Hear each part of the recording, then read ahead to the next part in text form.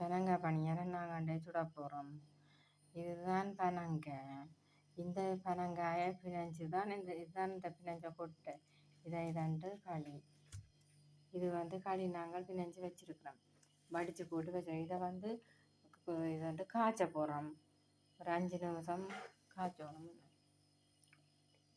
3 நிமிஷம் பிணைஞ்சு 3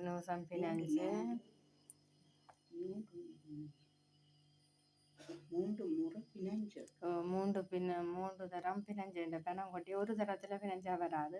3 தடவை கொஞ்சம் கொஞ்சம் தண்ணி விட்டு பிணைஞ்சு எடுத்து தான் இந்த களி வந்திருக்கு. இந்த களியை நாங்கள் இனி சட்டியில் விட்டு காய்ச்ச போகிறோம். காய்ச்சி ஒரு 5 நிமிஷம் 7 நிமிஷம் காய்ச்சி போட்டு அந்த களியை இந்த கூப்பன் மாவும் சீனி எல்லாம் போட்டு குழச்சி எண்ணெயில் போட்டு எடுக்க போகிறோம். நான் அப்புறம் அவங்களுக்கு உப்பும் கொஞ்சம் போடணும். போட்டு தான் காய்ச்சறது.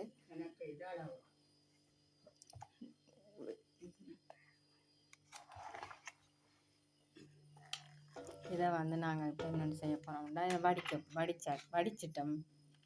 வடிக்கிறத திருப்பி தேவையில்லை. வடிச்சிட்டேன். வடித்து இந்த இதெல்லாம் பனங்காளி இதை வலிச்சு விடுங்க.